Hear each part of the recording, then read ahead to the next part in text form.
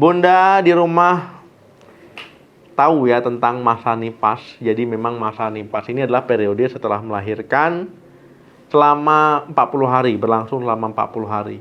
Kondisi ini pada masa nipas memang bunda ini lebih rentan ya, lebih beresiko mengalami berbagai masalah kesehatan. Apalagi ya pada orang-orang yang belum berpengalaman ini perlu sangat mengetahuinya. Makanya ada pantangan selama masa ini, jadi perlu simak sampai habis.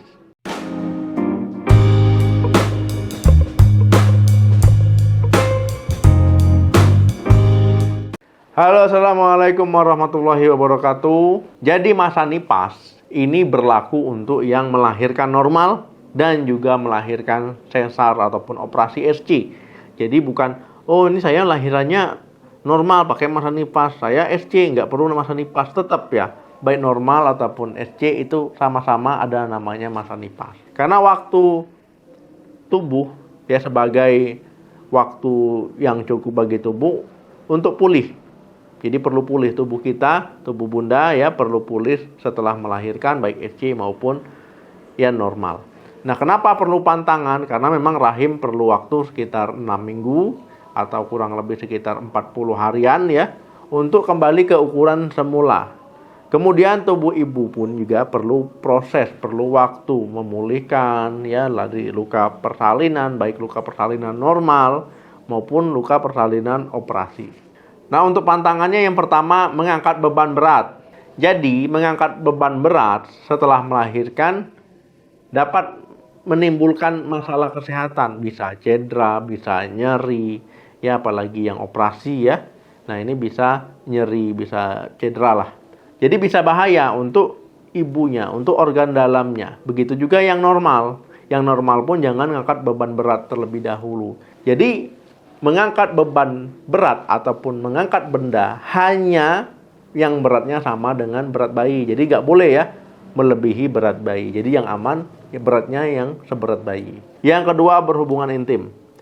Ini berlaku untuk persalinan normal, untuk persalinan operasi. Jadi Pak suaminya tahan-tahan dulu, jangan terlalu semangat ya. Jadi perlu menghindari berhubungan intim 4-6 minggu setelah melahirkan. Jangan lupa juga ya ini diterapkan, suaminya juga harus mengerti, kalau perlu suruh nonton suaminya.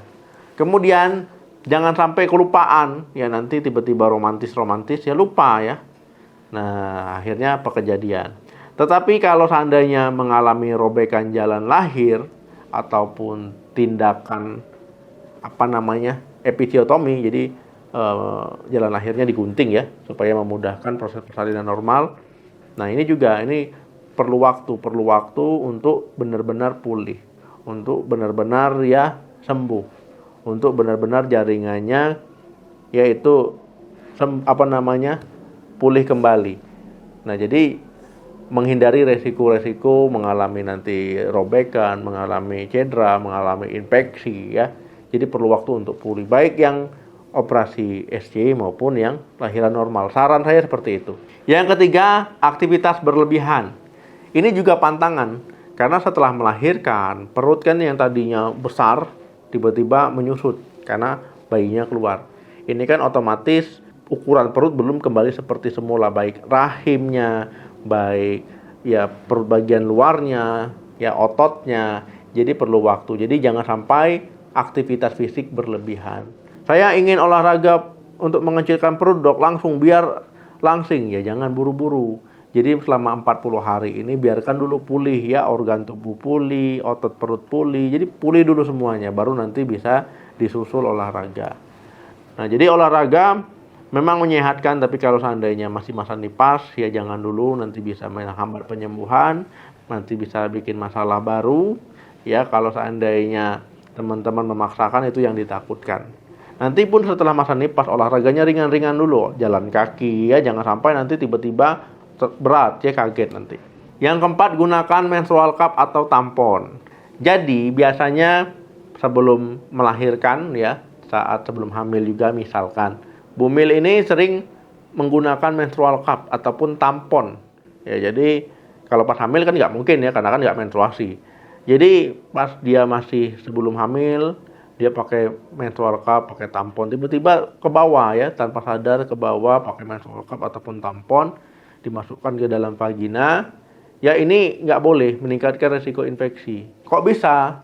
Ya karena yang tadi ya, takutnya ada nanti bakteri masuk ke dalam rahim ya, sedangkan rahim masih rentan, masih perlu pulih, masih perlu waktu proses penyembuhan ataupun proses adaptasi untuk kembali seperti semula. Jadi jangan sampai pakai menstrual cup ataupun tampon.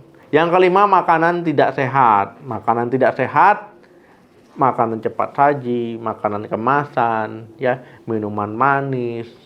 Ya ini intinya perlu dihindari dulu. Kenapa? Ya karena bumil yang baru melahirkan ini perlu nutrisi. Perlu makanan sehat, protein ya, tinggi protein biar cepat sembuh. Kemudian sayur dan buah, vitamin dan mineralnya. Bisa konsumsi misalkan nasi untuk karbohidratnya. Nah, untuk proteinnya tadi bisa daging, telur ayam, ikan gabus ya, dada ayam. Nah, jadi perlu diperhatikan supaya cepat pulih. Yang keenam, stres.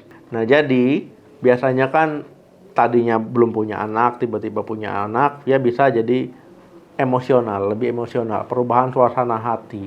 Ini jangan sampai nanti membebani, jadinya emosionalnya sendiri. Jadi perlu dicurhat ya, perlu curhat, perlu melakukan butuh support dari pasangannya, butuh support dari orang di sekitarnya. Jadi kasih tahu aja, misalkan sama suaminya, minta tolong dong support, tolong dong bantu, gini saya lagi galau, lagi gimana gitu. Karena memang itu bisa terjadi pada orang yang baru melahirkan. Karena kalau seandainya mengalami gangguan emosional, ya resiko nanti mengalami baby blues. Jadi baby blues itu bukan dibuat-buat, ya memang itu bisa terjadi. Yang ketujuh, asap rokok. Jadi untuk suaminya, jangan sampai merokok di rumah. Jangan sampai merokok lah. Walaupun nggak di rumah, kan di bajunya masih lengket-lengket nanti bahan kimianya, racunnya. Jadi berhentilah merokok setelah istri melahirkan. Yang belum pun, ya sebaiknya berhenti merokok. Karena asap rokok itu bisa bahaya untuk ibunya. Kemudian untuk janinnya. Karena bisa menimbulkan nanti masalah pernapasan, infeksi, ya kemudian masalah kulit dan lain-lain. Jadi intinya rokok itu berbahaya lah, walaupun asapnya. Walaupun bayi tersebut nggak merokok ya, dekat-dekat kamu saja yang merokok itu bahaya. Jadi jangan sampai merokok ataupun terkena asap rokok. Apalagi misalkan seperti ini ya, suaminya merokok misalkan 2 jam yang lalu lah, kemudian nyium-nyium bayinya, nyium-nyium anaknya. Nah ini nanti anaknya sakit, yang disalahi nanti dokternya ya, padahal dia sendiri yang bikin penyakit. Jadi intinya adalah masa nipas ini adalah masa yang penting untuk penyembuhan, untuk pemulihan kesehatan ibu ya setelah melahirkan. Jadi masa ini periodenya sekitar 40 hari. Jadi selama 40 hari ini ya rutinkan untuk mengkonsumsi makanan sehat, istirahat cukup, yang cukupi kebutuhan cairan, cukup istirahat. Ya misalkan bayi tidur, ikut tidur. Ya jadi perlu istirahat cukup juga supaya menunjang proses penyembuhan. Oke teman-teman, terima kasih yang sudah nonton sampai habis. Jangan lupa di like, di share, di subscribe. Mau bahas apa lagi silahkan tulis di kolom komentar. Sampai ketemu lagi, salam sehat, sampai jumpa.